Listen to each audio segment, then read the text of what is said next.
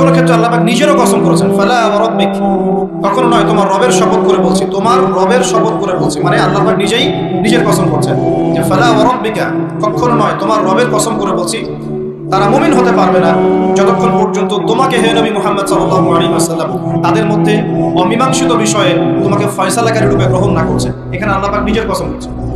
আল্লাহ রাব্বুল আলামিন আল কোরআনে বহু কসম করেছেন, আর এটা প্রত্যেক বুদ্ধিমান শ্রোতাই বুঝে ফেলবেন। আল্লাহ পাক যখন যে বিষয়ের কসম করেন নিঃসন্দেহে সেটা সবচেয়ে গুরুত্বপূর্ণ বিষয় হবে, তাই নয় কি? আল্লাহ পাক এখানে সময়ের কসম করছেন, মানে সময়টা আমাদের জীবনে খুবই ইম্পর্টেন্ট একটা জিনিস।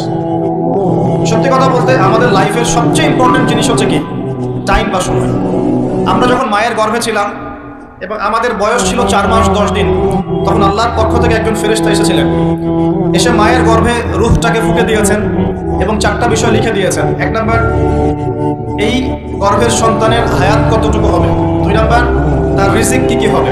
3 নাম্বার, সে সৌভাগ্যবান হবে না দুর্ভাগ্যবান হবে। 4 নাম্বার, সে দুনিয়াতে কি আমল করবে। এই 4টা বিষয় লিখে দেওয়া হয়েছে। এর মধ্যে সবচেয়ে ইম্পর্টেন্ট বিষয় হচ্ছে হায়াত, সময়, সে কতদিন বাঁচবে। হায়াতের মধ্যে বরকত হয়, কিন্তু আল্লাহ পাকের নির্ধারিত হায়াত কিন্তু বাড়েও না কমেও না। আল্লাহ পাক যে সময় নির্ধারণ করেছেন এই সময়টুকুই আমাদের দুনিয়ার হায়াত। আল্লাহ পাক নির্ধারণ করে বলেছেন লিয়াবলুয়াকুম আইয়ুকুম আহসানু আমালা। এই হায়াত মওত সৃষ্টি করার বিষয়টা হচ্ছে আল্লাহ পাক দেখতে চান দুনিয়াতে তোমাদের মধ্যে কাজে কে শ্রেষ্ঠ, কাজে কে উত্তম, আহসান কে, কাজে সেরা কে। আল্লাহ পাক দেখতে চান না আমলের মধ্যে এভারেজ কে, গতানুগতিক কে। আল্লাহ পাক দেখতে চান আমলের শ্রেষ্ঠ কে। কবির মানে বড়, আকবর মানে সবচেয়ে বড়, সগীর মানে ছোট, আসগর মানে আরো অনেক ছোট, হাসান মানে হচ্ছে ভালো, উত্তম, আহসান মানে সবচেয়ে ভালো, বেস্ট ওয়ান। আল্লাহ পাক দেখতে চান লিয়াবলুয়াকুম আইয়ুকুম আহসানু আমালা, তোমাদের মধ্যে দুনিয়াতে আমলে আহসান কে। আল্লাহ পাক এভারেজ মুসলিম দেখতে চান না, এক্সেপশনাল মুসলিম দেখতে চান। আমি কি বুঝাতে পারছি? এই জন্য আল্লাহ পাক হায়াত ও মওত সৃষ্টি করেছেন এবং দুনিয়ার জীবনটা আমাদেরকে উপহার দিয়েছেন। আরেকটা উদ্দেশ্য হচ্ছে আল্লাহ পাক দেখতে চান এই কারাগারের জীবনে আমলের শ্রেষ্ঠকে এবং কে আল্লাহ পাকের বিধানগুলো মেনে চলে, এবং কারা কারা আল্লাহ পাকের জমিনের মধ্যে তার খেলাফতের দায়িত্ব পালন করে। আমরা কিন্তু আল্লাহর খলিফা, আমরা কি আল্লাহর খলিফা। আমাদের পিতাকে আল্লাহ পাক সৃষ্টি করেছিলেন পৃথিবীতে আল্লাহর খলিফা হিসেবে। আল্লাহর খলিফার কাজ কি? শুধু ইবাদত করাই খলিফার কাজ নয়। আল্লাহর খলিফার কাজ হচ্ছে আল্লাহ পাকের জমিনের মধ্যে ন্যায় বিচার প্রতিষ্ঠা করা, আল্লাহর বিধান প্রতিষ্ঠা করা। এটা আল্লাহর খলিফার কাজ। যদি পৃথিবীতে আমরা আল্লাহ পাকের বিধান প্রতিষ্ঠা না করে শয়তানের বিধান প্রতিষ্ঠা করি, তাহলে আমরা আল্লাহর খলিফা থাকবো না, শয়তানের খলিফা হয়ে যাবো। আমি কি বুঝতে পারছি? আল্লাহ পাক দুনিয়ার এই কারাগারের জীবনটাতে আমাদেরকে নির্ধারিত সময় দিয়েছেন, বলে আসলে সময়ের কসম। আরেকটা অর্থ এখান থেকে নেওয়া যায়, সেটা হলো আল্লাহ পাক সময়ের কসম করে আমাদেরকে মূলত অতীতকালের দিকে তাকাতে বলছেন। কোন দিকে? অতীতের দিকে। কোরআন খুললে আপনি দেখবেন, আমার সামনে যে কিতাব আছে আল্লাহ পাকের কিতাব আল কোরআনুল কারীম, এই কোরআনুল কারীমকে আপনি 3টা ভাগে ভাগ করতে পারবেন। একটা অংশে গিয়ে দেখবেন এখানে আছে হুকুম আহকাম, কি করা যাবে কি করা যাবে না, কি করতে হবে কি করতে হবে না। দ্বিতীয় অংশে গিয়ে আপনি পাবেন আল্লাহ রাব্বুল আলামিনের তাওহীদ, রিসালাত, আখিরাত, এই বিষয়টা পাবেন। আল্লাহ এক, মুহাম্মদ সাল্লাল্লাহু আলাইহি ওয়াসাল্লাম শেষ নবী, এবং আখিরাত, এর পরের জীবন, এর ধাপগুলো, হিসাব নিকেশ, জান্নাত জাহান্নাম, এগুলো পাবেন। আরেকটা অংশে গিয়ে আপনি পাবেন ইতিহাস। কি পাবেন? ইতিহাস, পূর্ববর্তী নবীগণের ইতিকথা পাবেন। একদম আদম আলাইহিস সালাম থেকে শুরু করে শেষ নবী মুহাম্মদ সাল্লাল্লাহু আলাইহি ওয়াসাল্লাম পর্যন্ত পুরো হিস্ট্রি আপনি কোরআনে পাবেন ইনশাআল্লাহ। আল্লাহ পাক বলে আসরি বলে আমাদেরকে একটু পিছনের দিকে তাকাতে বলছেন, একটা জিনিস লক্ষ্য করতে বলছেন। সেই জিনিসটা কি? সেই জিনিসটা হচ্ছে আল্লাহ পাক লক্ষ্য করতে বলছেন যে আদম আলাইহিস সালাম থেকে শুরু করে শেষ নবী পর্যন্ত, বলেন মুহাম্মদ রাসূলুল্লাহ সাল্লাল্লাহু আলাইহি ওয়াসাল্লাম পর্যন্ত আল্লাহ পাকের একটা কমন সুন্নত দেখা যাচ্ছে। কমন সুন্নত, সাধারণ সুন্নত। কি সুন্নত?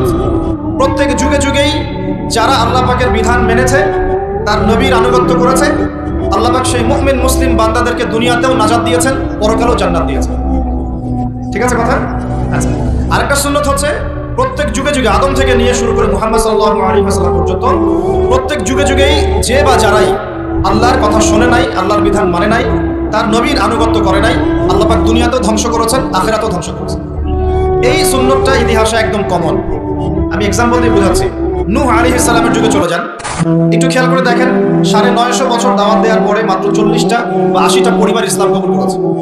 আল্লাহ পাক এই সারা দুনিয়ায় সেই 80টা পরিবারকেই বাঁচিয়ে রাখলেন, নিষ্কৃতি দিলেন, উদ্ধার করলেন, বাকি সবাইকে ডুবিয়ে মেরে দিলেন।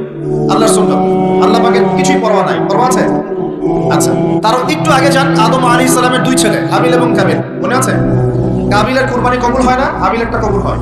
তো এখানে হিংসা, এখানে কি হিংসা, পরশ্রীকাতরতা, তারটা কেন কবুল হয়, আমারটা কেন হয় না।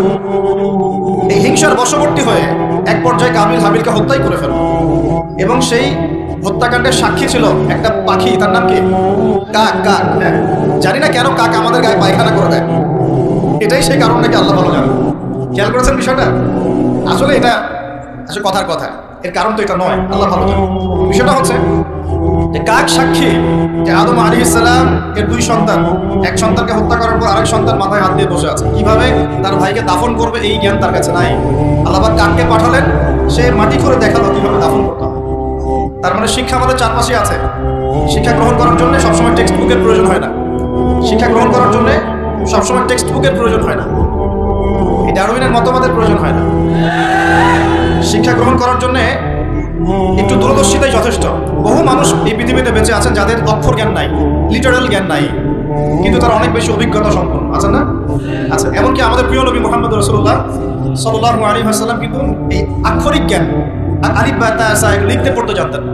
এটা কি আপনারা জানেন? আল্লাহ পাক তাকেই শেষ নবী করেছেন, এবং আমরা তাকে বলি তিনি উম্মি। উম্মি মানে হচ্ছে অক্ষর জ্ঞানহীন। কিন্তু এই পৃথিবীর সবচাইতে জ্ঞানী মানুষ, ইতিহাসের শুরু থেকে শেষ পর্যন্ত সবচাইতে জ্ঞানী মানুষ হচ্ছেন মুহাম্মদ রাসূলুল্লাহ সাল্লাল্লাহু আলাইহি ওয়াসাল্লাম। অক্ষর জ্ঞানী সবকিছু নয়। সিগনেচার করতে পারলেই এই আপনার একটা জাতি জ্ঞানী হয় না। সাক্ষরতার হার বাড়লেই একটা জাতি জ্ঞানী হয় না। একটা জাতি জ্ঞানী হয় তখন যখন তার ভিতরে আধ্যাত্মিক পরিবর্তন আসে, যখন তার ভিতরে মানবিক গুণগুলো ইনস্টল হয়, যখন সে মানবতার কল্যাণে কাজ করতে পারে, যখন সে খারাপ পথে যায় না, ন্যায়ের পথে থাকে, অন্যায়ের পথে যায় না, তখন সে ভালো হয়। অক্ষর জ্ঞান সবকিছু নয়। আর আমরা এখন পাশের হারটাকে বেশি ফোকাস করি। কত পার্সেন্ট পাশের হার, কত পার্সেন্ট শিক্ষিত, এটা বড় কথা নয়, কত পার্সেন্ট পাশের হার। পাশের হার সবকিছু নয়। একটা দেশ আছে এখনো পৃথিবীর, তার নাম ভুটান। কি নাম? বলা হয় যে পৃথিবীর সবচেয়ে সুখী দেশগুলোর মধ্যে একটা হচ্ছে ভুটান। তারা কিরকম জানেন? কৃষিকাজ করে, হ্যাঁ কৃষিকাজ করে, দিন আনে দিন খায়, চাষাবাদ করে, ফসল ফলায়, যে ফসল খাওয়া দাওয়া করার পরে যেটা বেঁচে যায় সেটা এক্সপোর্ট করে। কেউ কারোর সাথে হানাহানিতে যায় না। হ্যাঁ, ছোট ছোট ছোট পরিবারে বিভক্ত, গোত্রীয়, সেখানে গোত্রীয় বিভাগ আছে, কিছু পলিটিশিয়ানরাও আছেন, কিন্তু কারোর সাথে কোনো হানাহানি কাটাকাটি এইসবই নাই তারা। পৃথিবীর সবচেয়ে সুখী দেশগুলোর তালিকায় ভুটানকে বলা হয় একটা দেশ। তো সুখী হওয়া, শিক্ষিত হওয়ার মানে এই নয় যে সবসময় আমাদেরকে অর্থনৈতিকভাবেই সমৃদ্ধি লাভ করতে হবে আর সাক্ষরতা হারই বাড়তে হবে, এটা জরুরি না।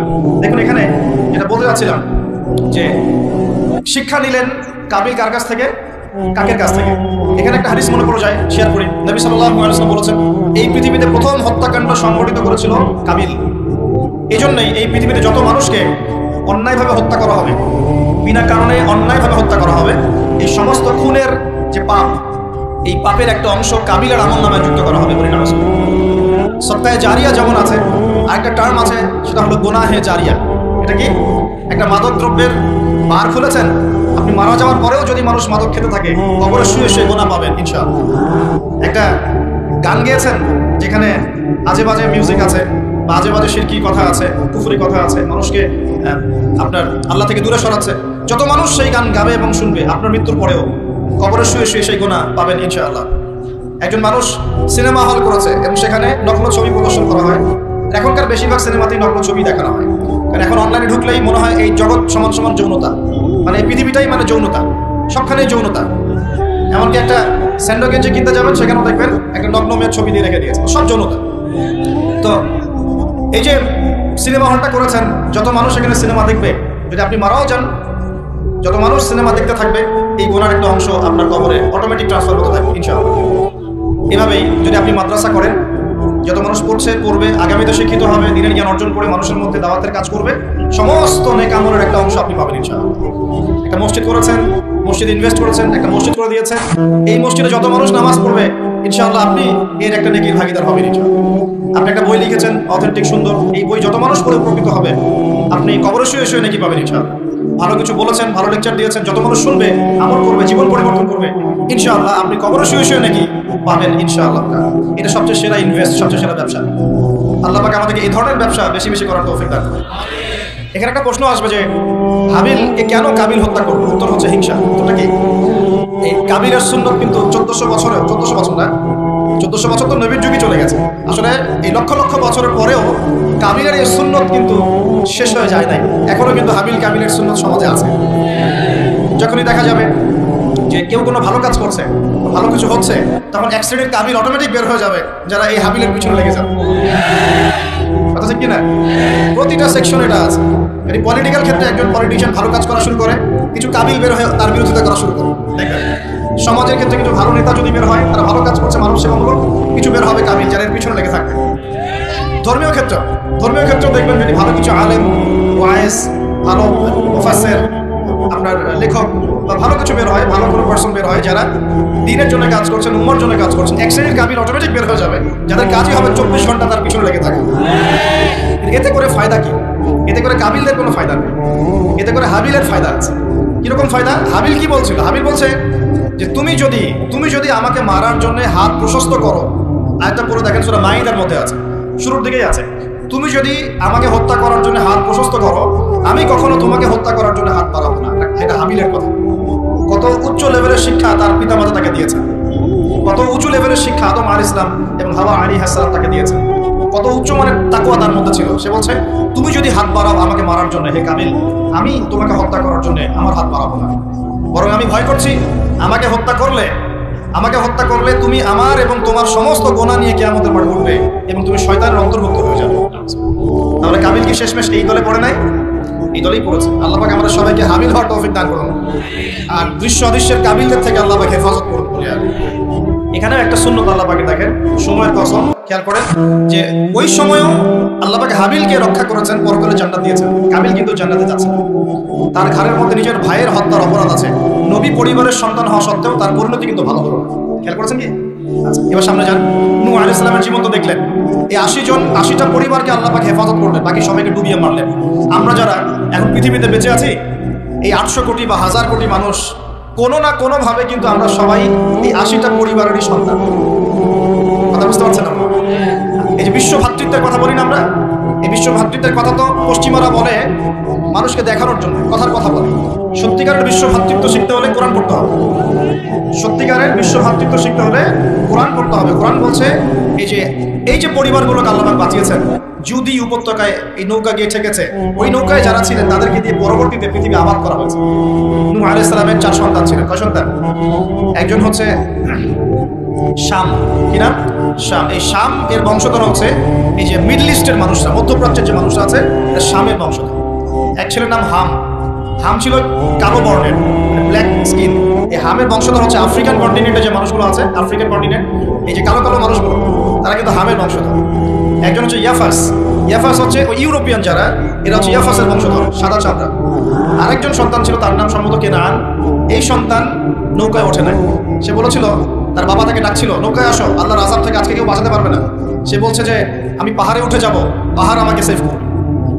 নবী পরিবারের সন্তান হওয়ার পরেও এই কেনান পানিতে ডুবে মারা গেল। আল্লাহ পাক তাকে বললেন, হে নূহ, লাইসা মিন আহলিক, সে তোমার পরিবারের কেউ না।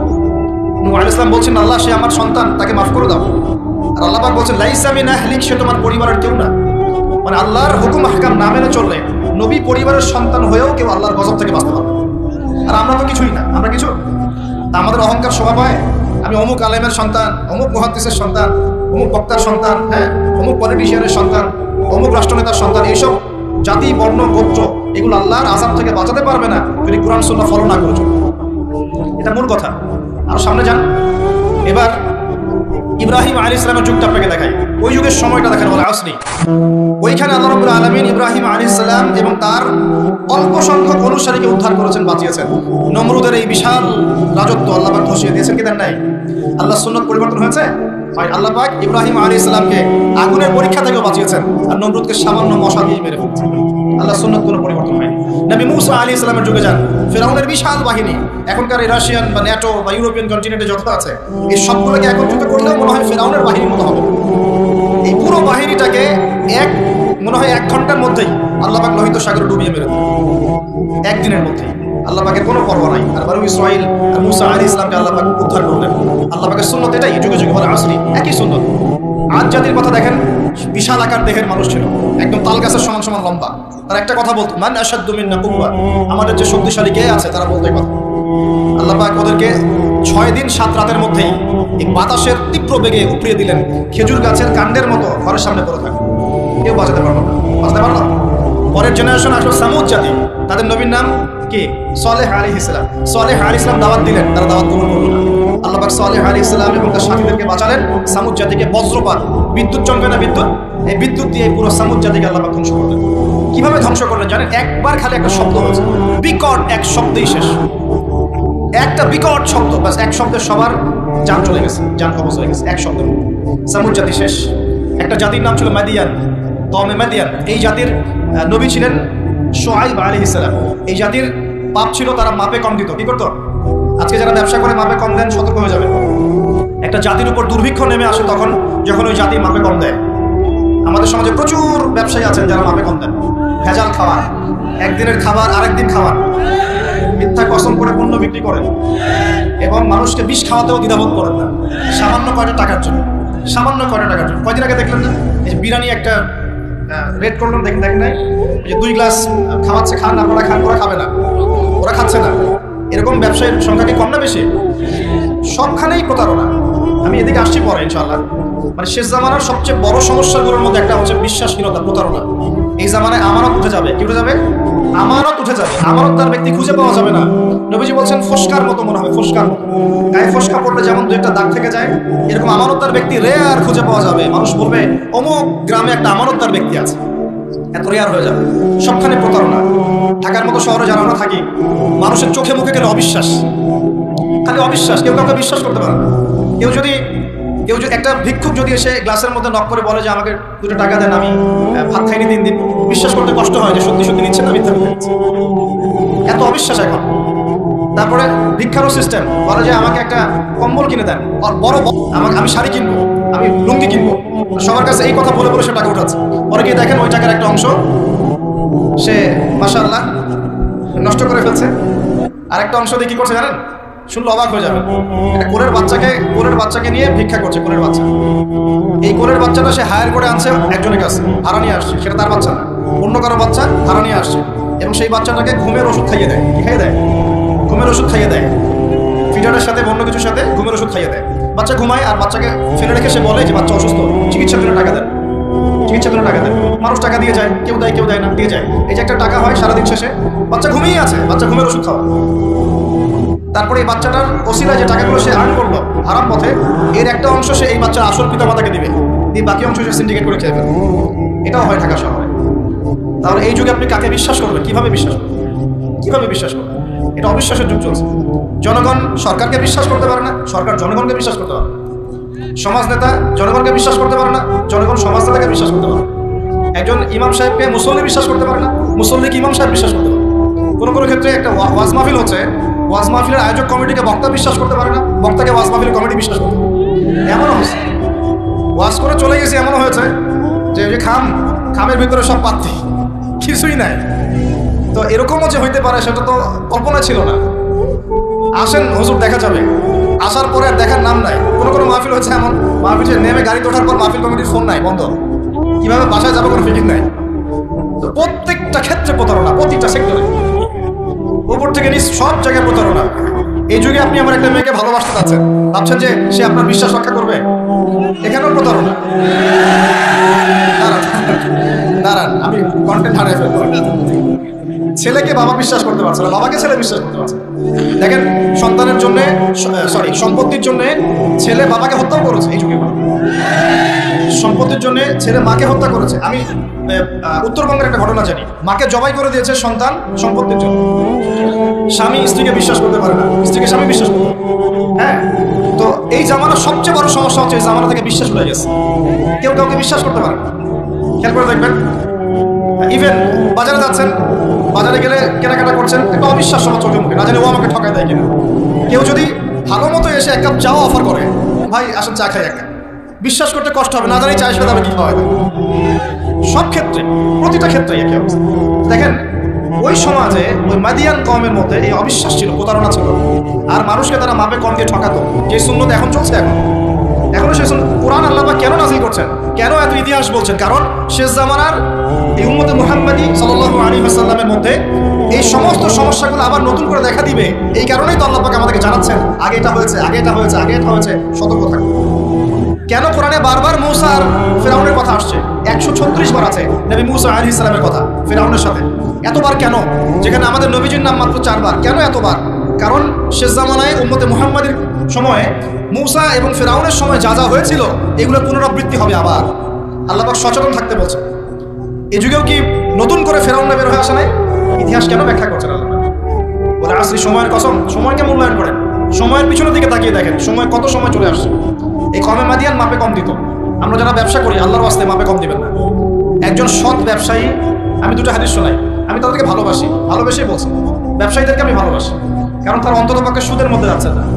এখন ব্যবসা করে আপনি যদি হালাল ধরে রাখতে না পারেন তাহলে ব্যবসাটা বৃথা হচ্ছে। আল্লাহ পাক বলেছেন আল্লাহ পাক ব্যবসাকে হালাল করেছেন, সুদকে হারাম করেছেন। আপনি সুদ খাচ্ছেন না, ব্যবসা করছেন, আলহামদুলিল্লাহ। কিন্তু যদি আপনি মাপে কম দেন, মিথ্যা কসম করে পণ্য বিক্রি করেন, সিন্ডিকেট করেন, মাল ইচ্ছা করে মজুত করে পরে দাম বাড়িয়ে দেন, এই যে 2 নম্বরে যদি করেন, আমানতের খেয়ানত করেন, তাহলে আপনাদের এই পাপের কারণে পুরো জাতির উপর দুর্ভিক্ষ নেমে আসবে, এটা হাদিস। আর যদি আপনি সৎ ব্যবসায়ী হতে পারেন, নবী সাল্লাল্লাহু আলাইহি ওয়াসাল্লাম বলেছেন নবীদের সাথে শহীদদের সাথে আপনার হাসর হবে ইনশাআল্লাহ। একজন সৎ ব্যবসায়ী নবীগণ শহীদগণের সাথে ইনশাআল্লাহ তাআলা কিয়ামতের মাঠে হাসর করবে ইনশাআল্লাহ। আমরা কি এটা চাই না? আরেক শ্রেণীর মানুষকে আমি ভালোবাসি, তারা হচ্ছেন পলিটিশিয়ান। কেন ভালোবাসি? কারণ তারা অ্যাটলিস্ট কাপুরুষতার পরিচয় না দিয়ে নিজের কাঁধে দায়িত্ব নিয়ে সমাজ সংস্কার করার চেষ্টা করছে। আমাদের সমাজে 2 ধরনের মানুষ আছে। এক, যারা খালি সমালোচনা করতে পারে, ভালো মন্দ কমেন্ট করতে পারে। আরেক শ্রেণীর মানুষ চ্যালেঞ্জ গ্রহণ করতে পারে যে আমি চ্যালেঞ্জ নিয়ে এটাকে পরিবর্তন করব। এই 2 শ্রেণীর মানুষ পাবেন আপনি। এক, কোনো কাজের না, সারাদিন কমেন্ট করতে পারে, এটা ভালো না, এটা ভালো, এটা খারাপ, এটা করতে হবে, ওটা, মানে এটাকে আমি নাম দিয়েছি করতে হবে গ্রুপ অফ ইন্ডাস্ট্রিজ। মানে করতে হবে, এটা করতে হবে, ওইটা করতে হবে, এটা করা উচিত, ওইটা করা উচিত। খুবই বুদ্ধিদীপ্ত মানুষের, কিন্তু কাপুরুষ। কারণ নিজেরা চ্যালেঞ্জ গ্রহণ করে এটা বিপদ ফেস করে সামনে যেতে পারে। আলেমদের ভুল ধরছেন, আপনি নিজে আলেম হচ্ছেন না কেন? আলেমদের অনেকে ভুল ধরছে, তো আপনি পড়াশোনা করে আলেম কেন হচ্ছেন না? সমাজ পরিচালনাকারীদের ভুল ধরছেন, সমালোচনা করছেন, আপনি সমাজ চালাচ্ছেন না কেন? রিস্ক নিচ্ছেন না কেন? দাঁড়ান আসেন এখানে। আপনি পলিটিশিয়ানদের সমালোচনা করছেন, তাহলে আপনি পলিটিশিয়ান কেন হচ্ছেন না? আপনি ইকোনমিক সেকশনের মানুষদের সমালোচনা করছেন, আপনি কেন দায়িত্ব নিচ্ছেন না? কেন যোগ্যতা অর্জন করে, ঝুঁকি নিয়ে, চ্যালেঞ্জ গ্রহণ করে সমাজ পরিবর্তন করার রিস্ক নিচ্ছেন না কেন? তাহলে 2 শ্রেণীর মানুষ পাওয়া যায়। কিছু মানুষ শুধু কথাই বলতে পারে, আর কিছু মানুষ কাজ করে দেখে। তো অ্যাটলিস্ট তারা কাজ করে দেখানোর জন্য বা মানুষের ভালো করার স্বার্থে তারা একটা দায়িত্ব কাঁধে নিয়েছেন। হয়তো দায়িত্বের যে ইসলামাইজেশন বা ইসলামিক দায়িত্ববোধ, এটা তাদেরকে হয়তো বোঝানো যাচ্ছে না, এটা সমস্যা। কিন্তু যদি এই দায়িত্বটাকে ইসলামাইজড করে পালন করা যায়, সমাজের কল্যাণ না কল্যাণ। একজন দায়িত্বশীল ব্যক্তি তিনি যদি কোরআন সুন্নাহর মানদণ্ডে বিচার ফয়সালা করা শুরু করেন, সমাজে কি কল্যাণ হবে না অকল্যাণ হবে? তাহলে আমাদের দায়িত্ব তার কাছে দাওয়াত পেশ করা যে কোরআন এবং সুন্নাহর মধ্যে এগুলো আছে, এগুলো মানবতার কল্যাণে, আল্লাহর ওয়াস্তে আপনি এগুলো ইমপ্লিমেন্ট করেন, ইনশাআল্লাহ তাআলা সমাজের কল্যাণ। এটা আমাদের দায়িত্ব শেষ, বাকিটা তার উপরে। তো এখন ভালোবেসেই বলি, একটা হাদিস আছে 7 শ্রেণীর মানুষকে আল্লাহ রাব্বুল আলামিন তার আরশের ছায়া দিবেন। হাদিসটা শুনেছেন তো? 7 শ্রেণীর মানুষকে আল্লাহ পাক তার নিজের আরশের ছায়া দিবেন, মানে তারা জান্নাতে যাবে ইনশাআল্লাহ। এই 7 শ্রেণীর প্রথম শ্রেণী হচ্ছে ন্যায়পরায়ণ শাসক। ন্যায়পরায়ণ শাসক, যাদেরকে আল্লাহ পাক শাসন ক্ষমতা দিয়েছেন, তারা যদি সমাজে ন্যায় বিচার প্রতিষ্ঠা করে, ইনশাআল্লাহ তারা আরশের ছায়া চায়। অতএব সব জায়গা থেকেই দ্বীনের খেদমতে কাজ করার সুযোগ আছে কি নাই? আল্লাহ পাক আমাদের সবাইকে দ্বীনের জন্য কাজ করার তৌফিক দান। যে যেখানে আছে সেখান থেকে কাজ করার তৌফিক দান। প্রিয় ভাইরা, এভাবে ইতিহাস বলতে থাকলে রাত 1টা বাজবে। শর্ট করছি, ঈসা আলাইহিস সালামের যুগে আসেন, ওখানে একই সুন্নত দেখবেন। অল্প মানুষ ইসলাম কবুল করেছে, আল্লাহ পাক তাদেরকে বাঁচিয়েছেন। বেশিরভাগ করে নাই, তাদেরকে আল্লাহ পাক ধ্বংস করে দিয়েছেন। নবী মুহাম্মদ সাল্লাল্লাহু আলাইহি ওয়াসাল্লামের যুগে আসেন, আবু জাহেল, আবু লাহাব, ওয়া শাইবা, এদেরকে আল্লাহ পাক কিন্তু ধ্বংস করে দিয়েছেন। আর নবী সাল্লাল্লাহু আলাইহি ওয়াসাল্লাম তার সাহাবীদেরকে আল্লাহ পাক সম্মানিত করেছেন। ওয়াল আসরি, সময়ের কসম, আল্লাহ পাক দেখাচ্ছেন আমাদেরকে প্রত্যেক যুগে যুগেই, খেয়াল করেন, প্রত্যেক যুগে যুগে ইতিহাসের শুরু থেকে শেষ পর্যন্ত যারাই আল্লাহ পাকের বিধানগুলো মেনে চলবে, তার নবীর আদর্শ মেনে চলবে এবং আল্লাহর বিরুদ্ধাচরণ করবে না, ইনশাআল্লাহ আল্লাহ পাক দুনিয়াতেও সফল করবেন, পরকালেও জান্নাত দিবেন ইনশাআল্লাহ। আর প্রত্যেক যুগে যুগে যারাই আল্লাহ এবং তার রাসূলের বিরুদ্ধাচরণ করবে, নবী রাসূলের আনুগত্য করবে না, আল্লাহর বিধান মানবে না, দুনিয়াতেও ধ্বংস করবেন, পরকালে আযাব দিবেন ইনশাআল্লাহ। এই সুন্নতের কোনো ব্যতিক্রম হবে না। আল্লাহ পাক আমাদের সবাইকে এই কথাটা বোঝার তৌফিক দান। এবার এই সময় বা মহাকালের কসম আল্লাহ পাক আরেকটা কারণে করেছেন, যুবক ভাই আপনি বোঝেন। এই সময় বা মহাকালের কসম আল্লাহ পাক আরো একটা কারণে করেছেন, সেটা হলো আল্লাহ পাক আমাদের হায়াতকে মূল্যায়ন করতে বলছেন। আল্লাহ পাক আমাদেরকে আমাদের হায়াতকে মূল্যায়ন করতে বলছেন। একটু চোখ বন্ধ করে রাত্রেবেলা চিন্তা করবেন।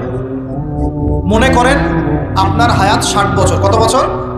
মনে করেন, ফর এক্সাম্পল চোখ বন্ধ করবেন আজকে বাসায় গিয়ে ঘুমানোর সময়, দোয়া দরুদ করে চোখটা বন্ধ করে ভাববেন আদনান ভাই কথাটা বলে গেছে, একটু ভাবি। এইটুক যদি ভাবতে পারেন আজকে বাসায় গিয়ে, আজকে ওয়াজ আমার সফল ইনশাআল্লাহ। এই যে 200 কিলো আসছি, আবার 200 কিলো যাবো, ইনশাআল্লাহ সফল। কি ভাববেন প্রিয় ভাই? আমিও কিন্তু তরুণ, আমি কিন্তু বুড়া হয়ে যাই নাই। বুড়া হয়ে গেছে এখনো?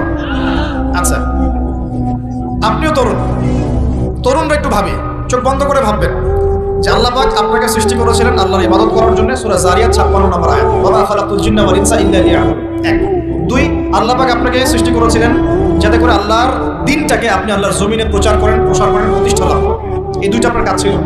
এখন আপনার বয়স হয়ে গেছে 30 বা 25, ধরে নেন যে আপনার হায়াত 60 বছর, তার মানে আপনার জীবনে বাকি আছে এখন 30 বছর। এই যে 30 বছর আপনি নষ্ট করেছেন বা চলে গেছে, চোখ বন্ধ করে চিন্তা করবেন এই 30 বছরে কত ওয়াক্ত নামাজ পড়েছেন, কতদিন রোজা রেখেছেন, এই 30 বছরে 30টা আয়াত আপনি পড়েছেন কিনা, এই 30 বছরে 30টা সূরা আপনি শিখেছেন কিনা, 30 বছরে আপনি 30টা ইসলামিক বই পড়েছেন কিনা, আপনি নবীর 30টা হাদিস পড়েছেন কিনা, 30 দিন জামাতের সাথে নামাজ পড়েছেন কিনা, 30 দিন দিনের দাওয়াত দিয়েছেন কিনা, 30টা দিন দান সদকা করেছেন কিনা। আমি খুব বেসিক কথা বলছি, আমি বলিনি আপনি 30 দিন 30টা যুদ্ধ করেছেন কিনা, এই কথা বলিনি। আমি আপনাকে বেসিক কথা বলছি, একদম বেসিক প্রাইমারি কথা। আপনি 30 দিন নামাজ পড়েছেন কিনা, 30টা রোজা ঠিক মতো রাখছেন কিনা, আপনি কি 30 বার মেয়েকে দেখে চোখ নামাতে পেরেছেন কিনা, আপনি কি 30টা সূরা শিখেছেন কিনা, 30 বার আপনি কি রাসূলের জীবনী পড়েছেন কিনা, তার হাদিস পড়েছেন কিনা, আপনি কি নবী সাল্লাল্লাহু আলাইহি ওয়াসাল্লামের স্ত্রীদের নাম জানেন কিনা, তার জীবনী জানেন কিনা, আকীদা কি জিনিস আপনি জানেন কিনা, 30টা মাসলা মাসাইল আপনি বোঝেন কিনা। আপনি চিন্তা করবেন, এই একটা চিন্তা আপনার জীবনটাকে বদলে ফেলবে ইনশাআল্লাহ। এই একটা চিন্তাই যথেষ্ট আপনার জীবনকে বদলে ফেলার জন্য। এই চিন্তাটা আরেকভাবে করবেন, এটা ভাবার পরে আপনি চোখটা খুলবেন, চোখটা খুলে সাদা কাগজ নিয়ে বসবেন, উঠে বসবেন, বসে আপনি লিখবেন। এই যুবক ভাই শোনেন, বসে আপনি লিখবেন। কি লিখবেন? আপনি লিখবেন এই 30 বছরে আপনি কতগুলো গুনাহ করেছেন, মনে পড়ে কি কি। হয়তোবা, আমি দোয়া করি যেন এমনটা না হয়, তবে হয়তোবা আপনি খুঁজে পাবেন এই 30 বছরে আপনি বেনামাজি ছিলেন। হয়তোবা দাঁড়ান 2, আপনি হয়তো দেখবেন আপনি অনেক দিন রমজানের রোজা রাখেন নাই। আপনি দেখবেন হয়তো আপনি দান সদকা তো করেন নাই, রিকশাওয়ালাকে থাপ্পড় দিয়েছেন। আপনি হয়তো দেখবেন যে হলে সিট বুকিং এর জন্য হকি স্টিক নিয়ে মারামারি করেছেন। আপনি হয়তো দেখবেন যে 30 বছরে 30টা মেয়ের সাথে সম্পর্ক করা শেষ। আপনি হয়তো দেখবেন যে আপনি অলরেডি পতিতালয়ে ভিজিট করে চলে আসছেন। আপনি 30 দিন, এই 30 বছরে 30 বার কমপক্ষে এই মাদকের আসরে বসেছিলেন, এবং 30 বছরের বহু সময় আপনি অনলাইনে নষ্ট করেছেন, পর্নোগ্রাফি থেকে নষ্ট করেছেন, গোপনে পাপ করেছেন, হ্যাঁ, আর অনেক কিছুই করেছেন। আপনি হয়তো এটা খুঁজে পাবেন, মিথ্যা বলেছেন, প্রতারণা করেছেন, মাপে কম দিয়েছেন, অন্যের উপর অত্যাচার করেছেন। আপনি আপনার যৌবনকে কাজে লাগিয়ে, এই শক্তিটাকে কাজে লাগিয়ে আপনি ইসলামের বিরুদ্ধাচারণা করেছেন, হয়তো এটাও পাবেন। এই একটা চিন্তা যদি করতে পারেন, এখন আপনার সামনে এখন রাস্তা দুটা। আপনার বাকি বয়স আছে এখন 30 বছর, বলে আসলে সময়ের কসম, আপনার সময়, আপনার জীবনের সময়টাকে মূল্যায়ন করতে হবে। সময়ের কসম, হয় যদি আমার 30 বছর বাকি থাকে, এখন এই বাকি যে আছে কিনা আমিও জানি না, কেউ জানে? অনিশ্চিত পরীক্ষার হল, কেউ জানে না খাতা কখন কেড়ে নেওয়া হবে। আর এটা কারাগারের জীবন, মানে কারাগারে বসে কেউ নিজের মন গড়া পদ্ধতিতে চলতে পারে না, যেরকম রুটিন সেরকম চলতে হয়। কারাগারের জীবনে বসেই আপনি সুদ খাচ্ছেন, কারাগারে বসেই ঘুষ খাচ্ছেন, কারাগারে বসেই জেনা করছেন, কারাগারে বসে বেনামাজি থাকছেন, কারাগারে বসেই হোয়াটসঅ্যাপে মেসেঞ্জারে মেয়েদের সাথে প্রেম করছেন, কারাগারে বসে। কারাগারের জীবন, কারাগারের জীবন যদি বাকি থাকে আর 20-30 বছর, আপনার সামনে এখন রাস্তা 3টা। 1, আপনি কি গতানুগতিক যেভাবে চলেছেন সেভাবেই শেষ করবেন জীবনটা? যদি শেষ করে দেন, তাহলে পৃথিবীর ইতিহাস থেকে আপনার নাম একদিন মুছে যাবে। আপনি একাই কবরে শুয়ে থাকবেন, আপনার আত্মা ইল্লিনে না গিয়ে সিজ্জিনে চলে যাবে। পৃথিবীর কোনো মানুষ আপনাকে মনে রাখবে না। আপনি একাই আযাব ভোগ করতে থাকবেন, কেউ আপনাকে বাঁচাতে আসবে না। এবং এই আযাব একবার শুরু হলে কোনোদিনও শেষ হবে না, কোনোদিনও। কবরেও, হাসরেও, বারজাখেও, এবং আপনার জাহান্নামে। এটা একটা অপশন। 2 নম্বর অপশন, আপনি নিজেকে সংশোধন করলেন, সংশোধন করে গতানুগতিক মুসলিম হলেন। গতানুগতিক মুসলিম কেমন? হ্যাঁ, তওবা করেছি, এখন আমি মাশাআল্লাহ 5 ওয়াক্ত নামাজ ঠিকঠাক পড়ার চেষ্টা করি, আমি মিথ্যা কথা বলি না, আমি হালাল খাওয়ার চেষ্টা করি, হ্যাঁ, আমি পার্ট টাইম কিছু দাওয়াতি কাজ করি, এবং আমি আমার পরিবার নিয়ে সুখে শান্তিতে বসবাস করার চেষ্টা করছি। আমি কোনো ঝুঁকির মধ্যে যাই না, ঝুঁকিতে যাই না। মানে আমি সৎ কাজেও আদেশ করি, কিন্তু ঝুঁকিতে যাই না। মানে কোনো কিছু, এমন কোনো কিছু করি না যাতে আমার উপর কোনো বিপদ আসবে, এটাতে আমি যাই না। গতানুগতিক মুসলিম হচ্ছে। আর একটা হচ্ছে সমাজ পরিবর্তনকারী মুসলিম। এরা কেমন? এরা নিজেরা তো জ্ঞান অর্জন করেই, এবং জ্ঞান অনুযায়ী আমলও করে, তারা সৎ কাজে আদেশও করে, একই সাথে অসৎ কাজে নিষেধও করে, সত্যটাকে নির্ভীকতার সাথে, সাহসিকতার সাথে, হিকমার সাথে সবার সামনে উপস্থাপন করে, আল্লাহর কাছে দোয়া করে এবং সমাজটাকে পরিবর্তন করে ফেলার চেষ্টা করে। এরা হচ্ছে আহসান, সবচেয়ে উত্তম শ্রেণী। কিভাবে বললাম উত্তম শ্রেণী? নবীজি বলছেন তোমাদের সামনে একটা জামানা আসবে, এটাও শেষ জামানা হাদিস। তোমাদের সামনে একটা জামানা আসবে, জামানা সবরিন, কঠিন সবরের জামানা, ঈমান ধরে রাখা হাতে জ্বলন্ত আগুন ধরে রাখার মতো।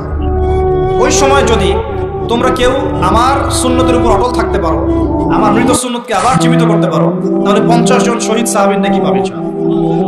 এরা সমাজ পরিবর্তনকারী মানুষ। আর ইতিহাসে যারা সমাজ পরিবর্তনকারী মানুষ, তাদের জীবনে পরতে পরতে বিপদ আপদ বলা মুসিবত আসবেই। আমার ছোট্ট গবেষণায় 4টা ক্ষেত্র থেকে আসতে পারে যখন আপনি হকের উপর থাকবেন। 1 নাম্বার, প্রথম বাধা চলে আসবে পরিবার থেকে। কোথেকে? পরিবার। আপনি গতানুগতিক মুসলিম হলে আপনি সব জায়গায় পার পেয়ে যাবেন, কিন্তু যদি একটু কঠোরতা প্রয়োগ করেন যে আমি একদম কোরআন সুন্নাহ 100% ফলো করতে চাই, আমি এমন না যে নামাজও পড়ি শুধু খাবো, এমন হবো না। আমি নামাজও পড়বো, শুধু খাবো না। আমি রোজাও রাখবো, আমি যাকাতও দিব, আমি হজ উমরাও করবো, আল্লাহর বিধানের প্রতি শ্রদ্ধাশীল থাকবো, চেষ্টা করবো ইসলামকে প্রচার করার প্রতিষ্ঠার চেষ্টা করবো। তখন আপনার প্রথম বাধা আসবে পরিবার থেকে। দাড়ি রাখছো কেন? দাড়ি রাখলে তোমাকে এরকম লাগে। হ্যাঁ, তুমি চাকরির উপরে কাপড় কেন পরছো? পড়লে তোমাকে অমন লাগে। আগে তো গিটার বাজাইতা, আগে তো গান গাইতা, আগে মেয়ে নিয়ে থাকতা, ভালো ছিল। এখন কেন সারাদিন বই নিয়ে পড়ে থাকো, ইসলামিক বই নিয়ে পড়ে থাকো, নামাজ নিয়ে পড়ে থাকো? হ্যাঁ, কি পরিবর্তন হলো? বাবা মার টেনশন, এখন পিতামাতার টেনশন। কেউ এরকম অ্যাডভার্টাইজ বানিয়ে টিভিতে দেখাচ্ছে, এগুলো দেখেন নাই? আগে ছেলে ভালো ছিল, হঠাৎ করে কি পরিবর্তন হয়ে গেল। হ্যাঁ, সুবহানাল্লাহ। আল্লাহর পথে ফিরে আসা মানুষের ক্রাইটেরিয়া এগুলো মেনশন করে করে বলছে, এগুলো দেখা গেলে যোগাযোগ করবেন স্থানীয় কর্তৃপক্ষের সাথে, ওই ছেলের মধ্যে সমস্যা আছে। আস্তাগফিরুল্লাহ, আস্তাগফিরুল্লাহ। একজন ব্যক্তি গিটার বাজাতো, গান গাইতো, মাদকের সাথে ছিল, মেয়ে নিয়ে ফুর্তি করতো, সেখান থেকে এসে নামাজ পড়ছে, এই জন্য কি সে জঙ্গি হয়ে যাবে? এখন সে মাশাআল্লাহ কোরআন তেলাওয়াত করছে, কোরআন বোঝার চেষ্টা করছে, আলেম ওলামার কাছে গিয়ে পরামর্শ করছে, হাদিস পড়ছে, এই জন্য কি সে জঙ্গি হয়ে গেছে? পশ্চিমারা যা গিলায় আমরা তাই গিলি। পশ্চিমারা যা গিলায় আমরা তাই গিলবো কেন? ওদের কাছে কিসের জ্ঞান আছে? পশ্চিমাদের কাছে কোরআনের জ্ঞান আছে, হাদিসের জ্ঞান আছে। ও সিলেক্ট করে দিবে যে কোনটা জিহাদ আর কোনটা জঙ্গিবাদ। আশ্চর্য একটা ব্যাপার। কোরআন এবং সুন্নাহর চর্চা যদি মুসলিমরা করে, তাহলে কি তারা সন্ত্রাসী হয়ে যাবে? ওরা তো চাইবেই যেন আমরা এই কাজগুলো না করি। ওরা তো চাইবেই যাতে আমরা কোরআন সুন্নাহর চর্চা না করি। ওরা যা বলে সেই ভাষায় আমরা কথা বলা শুরু করেছি। ওরা বলছে, একটু পরে আমি বোঝাচ্ছি আপনাদেরকে, ওরা বলেছে যে জ্ঞান সেটাই, ভালো করে বোঝেন, জ্ঞান সেটাই যেটা পরীক্ষা নিরীক্ষা, যুক্তি বিজ্ঞান, দর্শন দিয়ে লাভ করা যায়। আর আমরা বলছি আল্লাহর ওহী হচ্ছে চূড়ান্ত জ্ঞান। আল্লাহর ওহী কি? চূড়ান্ত জ্ঞান। এই যে জ্ঞানতাত্ত্বিক পার্থক্য, ওরা যা দেখে না তাতে বিশ্বাস করে না। এই কারণে তারা জিনে বিশ্বাস করে না, আত্মায় বিশ্বাস করে না, আল্লাহ বিশ্বাস করে না, ফেরেশতায় বিশ্বাস করে না, পরে আগের আসমানি কিতাবে বিশ্বাস করে না, নবী রাসূলে বিশ্বাস করে না, কবরের আযাব, জান্নাত জাহান্নাম, মিজান, পরিসর, কোনো কিছু বিশ্বাস করে না। কেন করে না? ওদের এপিস্টেমোলজি হচ্ছে, জ্ঞানতাত্ত্বিক দর্শন হচ্ছে যা দেখি না বিশ্বাস করি। আর ওই দর্শনটা আমরা কাট পেস্ট করে নিয়ে আমাদের ছোট ছোট ছোট বাচ্চাদেরকে এখন মিলাচ্ছি। ওই দর্শন কেন ফলো করবো আমরা? আমাদের দর্শন হচ্ছে চূড়ান্ত জ্ঞান কার পক্ষ থেকে আসে? আল্লাহর পক্ষ থেকে আসে। আল্লাহ যা সত্য বলেছেন তাই সত্য, আল্লাহ যা মিথ্যা বলেছেন তাই মিথ্যা। আল্লাহর ওহী চূড়ান্ত সত্য মিথ্যার মানদণ্ড, মানুষের যুক্তি বিজ্ঞান দর্শন নয়। এই জায়গায় তো পার্থক্য, সে করেই তো পার্থক্য। এই জ্ঞানতাত্ত্বিক সংজ্ঞায় পার্থক্য বলেই তো আপনাকে ডারউইনের মতবাদ পড়াচ্ছে, কারণ সে তো বিশ্বাসই করে না যে মানুষকে আল্লাহ সৃষ্টি করেছে। আর আমরা বিশ্বাস করি আদম আলাইহিস সালামকে সৃষ্টি করেছেন কে? অতএব এই মতবাদের আমাদের কোনো প্রয়োজন নাই, কারণ আমরা তো জানি কোরআনে আল্লাহ পাক এটা বলেছেন। যে জানে না, যার কাছে কোরআন নাই, যার কাছে হাদিস নাই, তার ওই মতবাদের প্রয়োজন আছে, আমার তো নাই। ওরা যা বলে আমরা তাই গেলার চেষ্টা করি। ওরা এগুলো সংজ্ঞা শিখিয়ে দিয়েছে যে মুসলিম যুবকরা এরকম এরকম করলে তারা খারাপ হয়ে যাবে, এখন ব্যাস এটা প্রচার করা হচ্ছে। আশ্চর্য বিষয়। আমরা তো চাইবো প্রত্যেক ঘরে ঘরে কোরআনওয়ালা মানুষ তৈরি হোক, হাদিসওয়ালা মানুষ তৈরি হোক, নামাজি হয়ে যাক সবাই, তাহলে সমাজে শান্তি আসবে। একজন নামাজি ব্যক্তি বেশি ভদ্র হয় না বেনামাজি ভদ্র বলেন? নামাজ মানুষকে শৃঙ্খলা শেখায় না, কোরআন মানুষকে মানবতা শেখায় না। কোরআন সুন্নাহর কোনো জায়গায় কি বলা আছে নিরপরাধ কোনো মানুষকে হত্যা করতে হবে? বরং আমি তো একটা আয়াত বললাম, কেউ যদি একজন মানুষের জীবন বাঁচায়, সূরা মাইদা আল্লাহ পাক বলেন, কেউ যদি একজন মানুষের জীবন বাঁচায়, সে যেন পুরো মানব জাতিকে বাঁচালো, বলি আলহামদুলিল্লাহ। আর কেউ যদি কোনো মানুষকে অন্যায়ভাবে হত্যা করে, সে যেন পুরো মানব জাতিকে হত্যা করে। একটু খেয়াল করে দেখেন, সারা বিশ্বে যত মানুষকে হত্যা করা হচ্ছে মুসলিম কান্ট্রিগুলোতে, সিরিয়া, ইয়েমেন, আফগান তো চলে গেল, তারপরে আপনার ইরাক, লিবিয়া, জর্ডান, লেবানন, ঠিক আছে, ওই যে রোহিঙ্গা, তারপরে উইঘুর, মুসলিমদেরকে যেখানে যেখানে হত্যা করা হয়েছে, এখানে মানবতা বিরোধী অপরাধ হয়নি? এটাকে সন্ত্রাসবাদ বলা যায় না? এটা ওদের জঙ্গিবাদ নয় কি? তারা প্রকৃত অর্থে সন্ত্রাসী এবং জঙ্গিকার মুসলিমরা না ওরা? যখন নিরপরাধ মাসুম বাচ্চাদেরকে বোম মেরে হত্যা করা হয়, মা বোনদেরকে ইজ্জত নষ্ট করা হয়, আমাদের মুসলিম ভাইদেরকে পাখির মতো গুলি করে হত্যা করা হয়, তখন এই মতবাদ থাকে না? তো এদের কাছ থেকে আমাদেরকে শিখতে হবে কোনটা ন্যায় কোনটা অন্যায়। এগুলো চলতে থাক, কিন্তু এই চলা ইনশাআল্লাহ তাআলা বেশি দিন সাস্টেইন করবে না ইনশাআল্লাহ। কারণ আমরা শেষ জামানার ছাত্র, আমরা জানি যে এই জুলুম ইনশাআল্লাহ তাআলা এই বিশ্বের বেশি দিন থাকবে না ইনশাআল্লাহ। অচিরে আল্লাহ রাব্বুল আলামিন এমন প্রজন্ম আনবেন, এমন নেতা আনবেন যাকে আল্লাহ পাক বলেছেন তার নাম হবে মাহদি, এবং তার নাম মুহাম্মদ, তার টাইটেল মাহদি। বাবার নাম আব্দুল্লাহ, মায়ের নাম আমিনা। মুহাম্মদ সাল্লাল্লাহু আলাইহি ওয়াসাল্লামের বংশধর থেকে একজন। তার সাথে আল্লাহ পাক ঈসা আলাইহিস সালামকে পাঠাবেন, এবং তিনি এই পুরো জুলুমের শেকড়টাকে এমনভাবে উপরে ফেলবেন যে 40 বছর তার ন্যায় এবং ইনসাফের শাসন না আসা পর্যন্ত কিয়ামত হবে না ইনশাআল্লাহ। অতএব সামনে অপেক্ষা করছে এই বিজয়ের দিন। খুশি হচ্ছেন না বেজার হচ্ছেন? ইনশাআল্লাহ তাআলা এই দিন আমরা দেখে যেতে পারি না পারি, এই মেসেজটা তো পৌঁছে দিতে পারি যে সামনে এটা আসছে ইনশাআল্লাহ। আমাদের কিছু দায়িত্ব আছে, আমি সেদিকে পরে আসবো ইনশাআল্লাহ। প্রিয় ভাইরা, একটা কথা খালি বললাম এখানে, সময়টাকে মূল্যায়ন করতে আল্লাহ পাক আপনাকে পরামর্শ দিয়েছে। এখন আপনার সামনে সবচেয়ে বেস্ট অপশন কোনটা? আপনি পাপগুলোর লিস্ট করে 2 রাকাত নামাজ পড়বেন, সুন্দর করে ওযু করে চোখের পানি ছেড়ে দিয়ে আল্লাহকে বলবেন, আল্লাহ এই 30 বছর আমি যত পাপ করেছি, যত পাপ আল্লাহ করেছি, জেনে করেছি না জেনে করেছি, বুঝে করেছি না বুঝে করেছি, প্রকাশ্যে করেছি গোপনে করেছি, যত পাপ আল্লাহ হয়েছে আমার দ্বারা, আল্লাহ তুমি সমস্ত পাপকে মাফ করো। বলবেন আল্লাহুম্মা গফির লি মা কদ্দামতু ওয়া মা আখারতু ওয়া মা আসরারতু ওয়া মা আ'লানতু ওয়া মা আনতা আ'লামু বিহি মিন্নি আনতাল মুকদ্দিম ওয়া আনতাল মুআখির ওয়া আনতা আলা কুল্লি শাইইন কাদির। অথবা বলবেন আল্লাহুম্মা আনতা রাব্বি লা ইলাহা ইল্লা আনতা খালাকতানি আনা আবদুকা ওয়া আনা আলা আহদিক ওয়া ওয়া'দিকা মাসতাতা'তু আ'উযু বিকা মিন শাররি মা সানা'তু আবু'ু লাক বিনি'মাতিকা আলাইয়া ওয়া আবু'ু বিযানবি ফাগফির লি ফাইন্নাহু লা ইয়াগফিরু যুনুবা ইল্লা আনতা। এটাও পারেন না, বলবেন আল্লাহুম্মা ইন্নী যালামতু নাফসি যুলমান কাসীরান ফাগফির লি মাগফিরাতান মিন ইনদিকা ওয়ারহামনি ইন্নাকা আনতাল গফুর। এটাও পারেন না, বলবেন রব্বিগফিরলি। এটাও পারেন না, বলবেন রব্বিগফির ওয়ারহাম ওয়া আনতা খায়রুর রাহিমিন। রব্বিগফির ওয়ারহাম ওয়া আনতা খায়রুর রাহিমিন। আমার সাথে বলেন রব্বিগফির ওয়ারহাম ওয়া আনতা খায়রুর রাহিমিন। এতটুকু অন্তত বলবেন, বলে চোখের পানি ছেড়ে দিয়ে আপনি তওবা করবেন ইনশাআল্লাহ তাআলা। আল্লাহ পাক কি বলছেন শুনুন। আল্লাহ পাক বলছেন সূরা ফুরকানের শেষের দিকে, আল্লাহ পাক বলছেন ইল্লা মান তাবা, যে ব্যক্তি তওবা করে ফিরে আসবে, ওয়া আমানা, এবং ঈমান নিয়ে আসবে, ওয়া আমিলা আমালান সালিহান, এবং সৎআমল সম্পাদন করা শুরু করবে, মানে এরপর আর খারাপ কাজ করবে না, বাকি জীবন ভালো কাজ করবে। আল্লাহ পাক বলছেন উলাইকা আল্লাযীনা উলাইকা ইল্লা মান তাবা ওয়া আমানা ওয়া আমিলা আমালান সালিহান ফাউলাইকা ইউবাদদিলুল্লাহু সাইয়্যাতিহিম হাসানাত। এরাই সেই সব মানুষ যাদের সমস্ত গুনাহকে আল্লাহ পাক নেকি দিয়ে পরিবর্তন করে দেবেন ইনশাআল্লাহ। শুধু গুনাহ মাফ করে দিবেন না, আল্লাহ পাক বলেছেন শুধু গুনাহ মাফ করব না, যদি গুনাহ হয় থাকে 1 কোটি, আল্লাহ পাক 1 কোটি নেকি দিয়ে পরিবর্তন করে দিবেন। কিসের অপেক্ষা তাহলে? এখন আজকে কোনো অপেক্ষা হবে? আজকে রাত্রে ইনশাআল্লাহ তওবা করে, এখনই তওবা করে ফেলবেন ইনশাআল্লাহ। ওয়াজ শুনে বাসায় গিয়ে জায়নামাজে বিছিয়ে 2 রাকাত নামাজ পড়ে খাস তওবা করে, এভারেজ মুসলিম হওয়ার তওবা করব না। কিরকম মুসলিম হওয়ার তওবা করব? যে মুসলিমরা সমাজ পরিত্যাগ করবে ইনশাআল্লাহ। এটা করতে গেলে কি লাগবে? ফার্স্ট অফ অল আপনাকে জ্ঞান অর্জন করতে হবে। কি করতে হবে? প্রচুর পড়াশোনা করতে হবে, জ্ঞানের বিপ্লব চাই, জ্ঞানের পুরো বিপ্লব চাই। তারপরে বেশি বেশি নেক আমল করতে হবে নবীর সুন্নাহ অনুযায়ী, এরপর হালাল খাইতে হবে, তারপরে আদর্শ পরিবার করতে হবে, নিজের পরিবারে পর্দা সালাত কায়েম করতে হবে, তারপরে সমাজে সৎ কাজে আদেশ করবেন, অসৎ কাজে নিষেধ করবেন, এই যে মানব কল্যাণমূলক কাজ করবেন, সবার সাথে ঐক্যবদ্ধ থাকবেন, বিভক্ত হবেন না, সবার কল্যাণ চাবেন, কারো অকল্যাণ চাবেন না, কারোর সাথে হিংসা বিদ্বেষ কিবত্ব আমাদের মধ্যে যাবেন না, সমালোচনা সংস্কৃতির মধ্যে যাবেন না, আল্লাহওয়ালা আত্মশুদ্ধিওয়ালা মানুষের কাছে থাকবেন, পলিটিশিয়ানদের সাথে ভালো সম্পর্ক রাখবেন, তাদেরকে নিয়ে দিনের কাজ করবেন, তাদেরকে বাদ দিয়ে দিনের কাজ করবেন না, তাদেরকে নিয়ে দিনের কাজ করবেন, এবং তাদের মধ্যে যারা সৎ যারা তাদেরকে ভোট দিবেন। সমস্যা কি? ডেমোক্রেসি 100% ইসলামিক পদ্ধতি কিনা সেটা পরের প্রশ্ন। এখান থেকে আপনি এখন বের হতে পারছেন না, তার মানে এখান থেকে স্কিপ করা আপনার পক্ষে পসিবল হচ্ছে না। তাহলে যে ব্যক্তি সৎ তাকে কমসে কম নিযুক্ত করেন, সমস্যা কি? তার দ্বারা কিছুটা হলেও তো উপকার হবে। মানে নাই মামার চেয়ে তো কানা মামা ভালো নাকি? খেলাফত তো কাম করতে পারছেন না, পারছেন? তাহলে যে পদ্ধতির মধ্যে তুলনামূলক কিছু সৎ মানুষ আছে ওই মানুষগুলোকে নিয়ে আসেন, সমস্যা ইনশাআল্লাহ তারাও দিনের জন্য কাজ করবে। আমরা একটা ঐক্যবদ্ধ জাতি হিসেবে বিশ্বের বুকে মাথা তুলে দাঁড়াবো ইনশাআল্লাহ। ইনশাআল্লাহ আমি খুব স্বপ্ন দেখি, আমি খুব আশা পোষণ করি, আর স্বপ্ন দেখতে হয়, স্বপ্নই আপনাকে ঘুমাতে দিবেন। স্বপ্ন কি? স্বপ্ন দেখতে হয়, স্বপ্ন নিয়েই তো মানুষ বাঁচে। একটা উন্নত জাতি গঠনের এবং সব দিক থেকে সমৃদ্ধ একটা দেশ গঠনের স্বপ্ন আমরা সবাই দেখবো। কেন দেখবো? এই স্বপ্ন নিয়ে আমরা বাঁচবো, ইসলামিকভাবে করবো, যাতে বিশ্বের বুকে আমাদের দেশটা মাথা তুলে দাঁড়াতে পারে ইনশাআল্লাহ। মাথা তুলে দাঁড়াবো মানে কাতার একটা ছোট্ট কান্ট্রি না, ঢাকা শহরের সমান হয়তো না কাতার, এত ছোট কান্ট্রি। এই ছোট্ট একটা কান্ট্রি সারা বিশ্বের বড় বড় অ্যাফেয়ার্সের মধ্যে মাথা ঢুকাচ্ছে।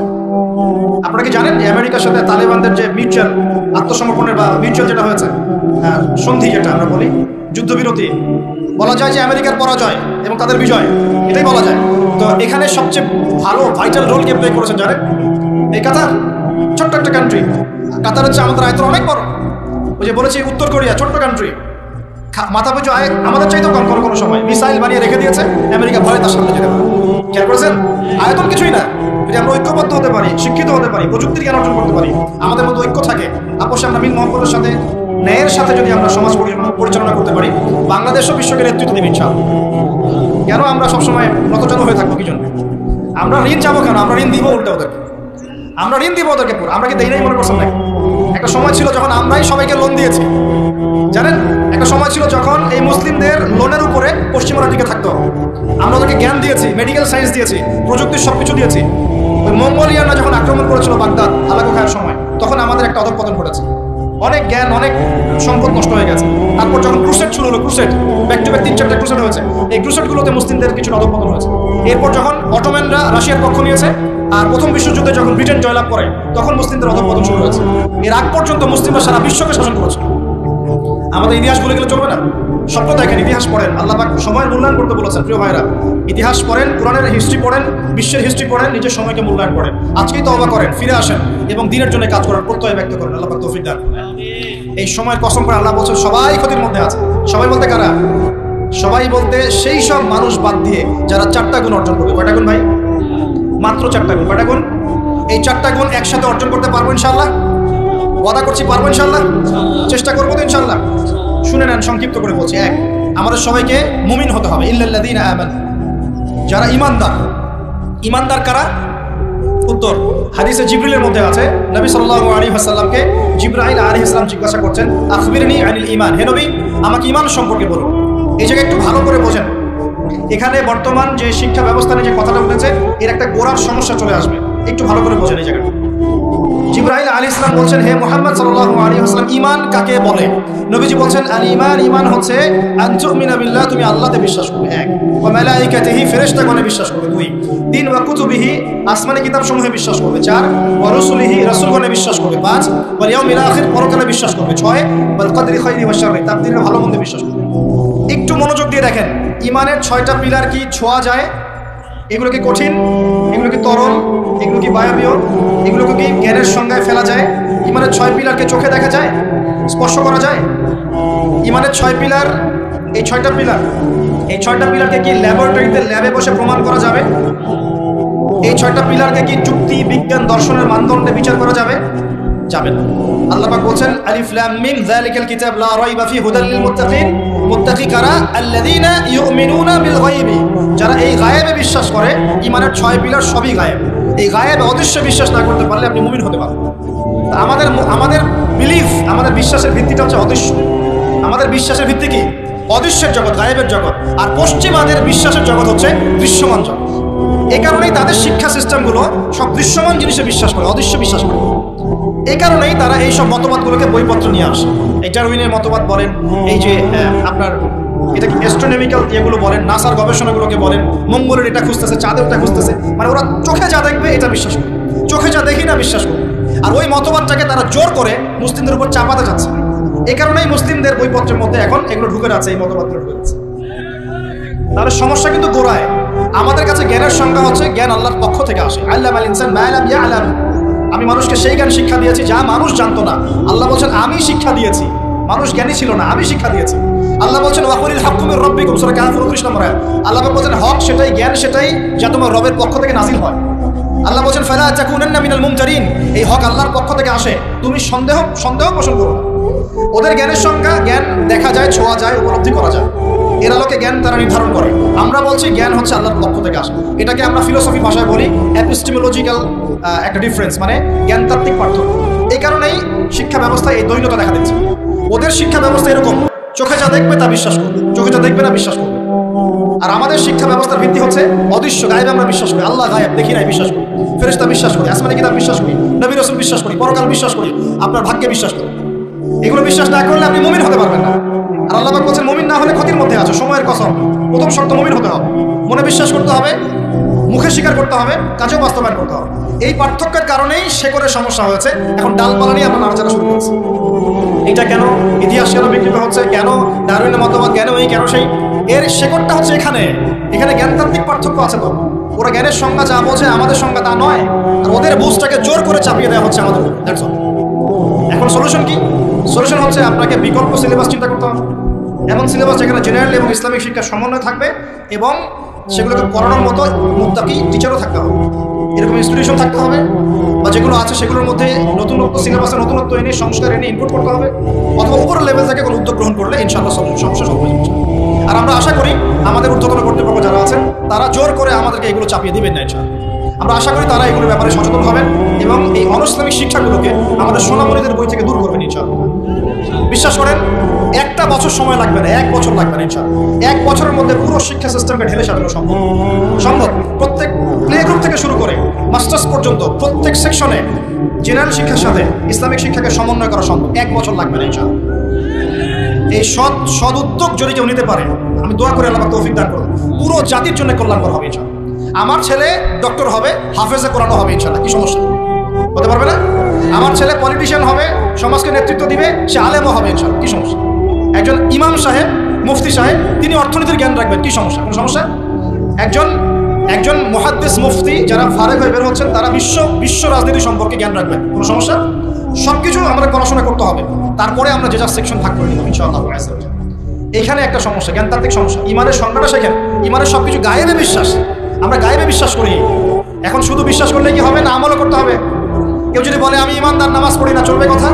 আমি ইমানদার, যাকাত দেই না, আমি ইমানদার, রমজানের রোজা রাখি না, আমি ইমানদার, হজ করি না, আমি ইমানদার, কালিমা তাওহীদ শিরক বেদাত বুঝি না, হবে?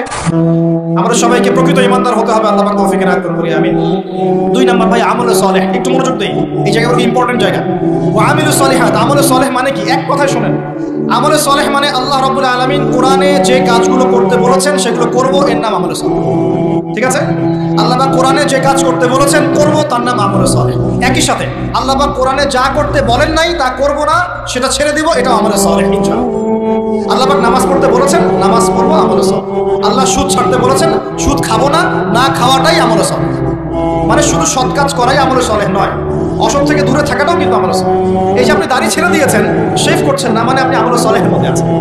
আপনি টাকনুর উপরে কাপড় পরছেন, নিচে নামাচ্ছেন না, তার মানে আমলে সালেহ আছে। আপনি জেনা করছেন না, বিয়ে করেছেন, আপনি আমলে সালেহের মধ্যে আছেন। আপনি মদ খাচ্ছেন না, না খাওয়াটাই আমলে সালেহ।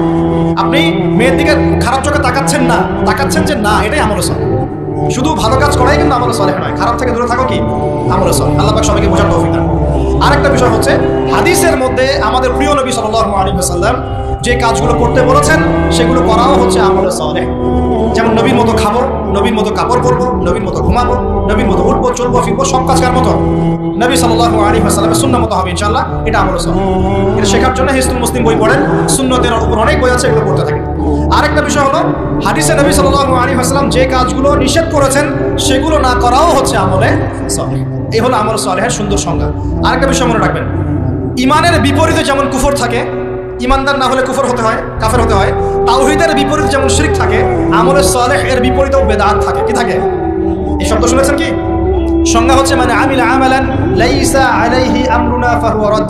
কোন ব্যক্তি যদি এমন কোন আমল করে যে আমলের পক্ষে নবী সাল্লাল্লাহু আলাইহি ওয়াসাল্লামের পক্ষ থেকে কোনো দলিল প্রমাণ নাই, সাহাবীদের পক্ষ থেকে কোনো দলিল প্রমাণ নাই, এরকম যদি কোনো আমল কেউ করে, এরকম কোনো আকীদা কেউ পোষণ করে, সেটা হবে বেদাতি আমল, বেদাতি আকীদা। বোঝা যাচ্ছে কথা?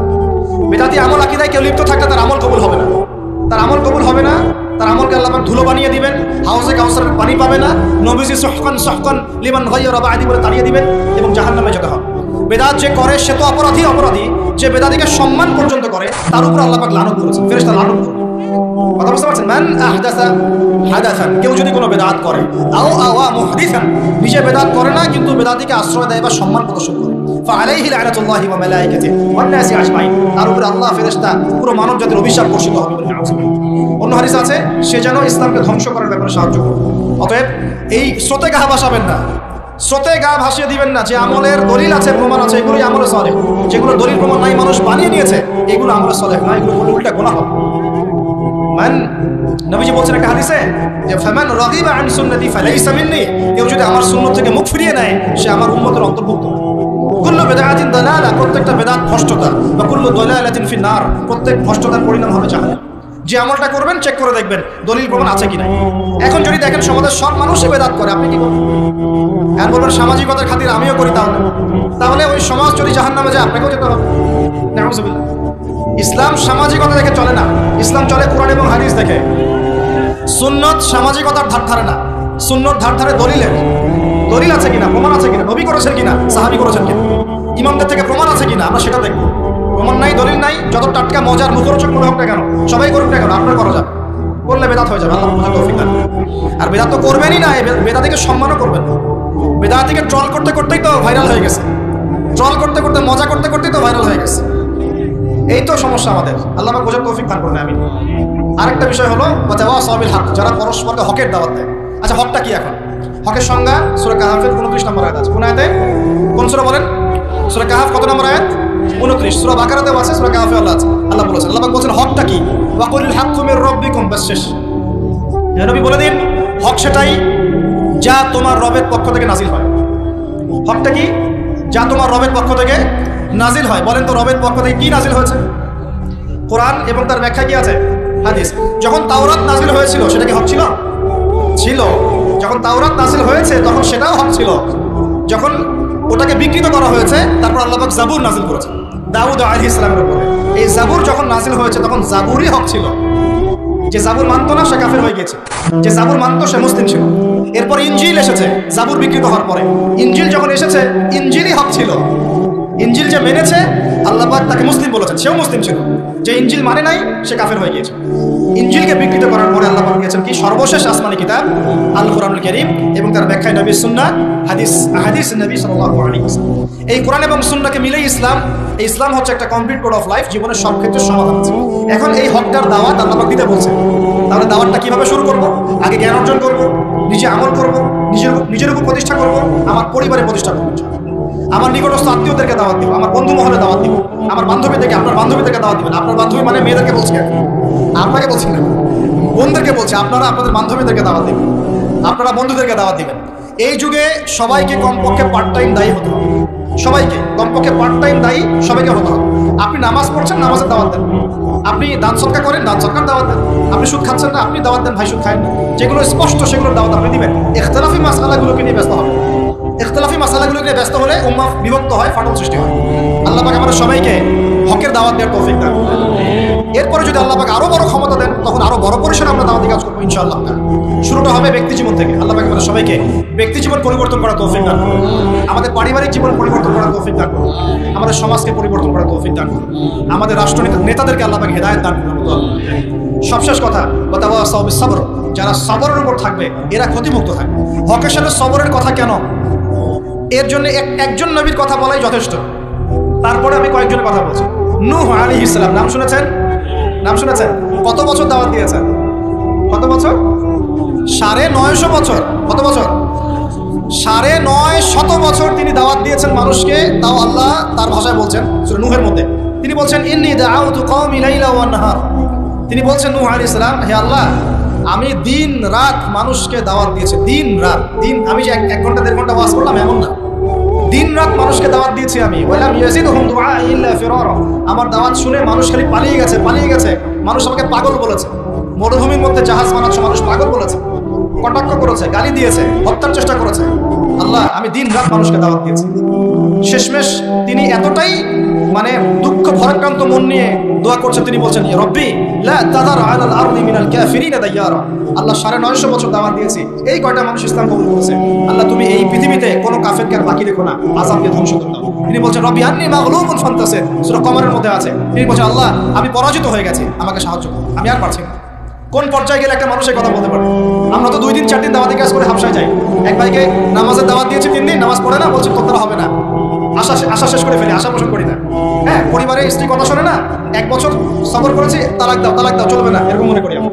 ঠিক আছে, সন্তানকে দাওয়াত দিয়ে কথা শোনে না, সন্তানকে আমরা ত্যায্য পুত্র করে ফেলছি। অনেক অধৈর্য আমরা।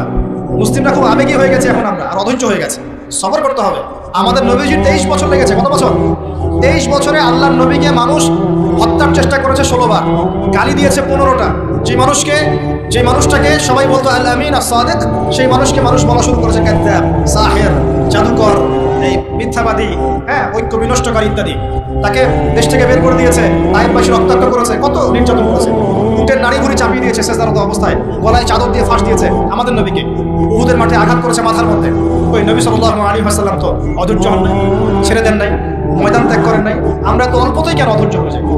হাজার হাজার মানুষ আসবে চলে যাবে, কিন্তু দ্বীন ইসলাম থেকে যাবে ইনশাআল্লাহ।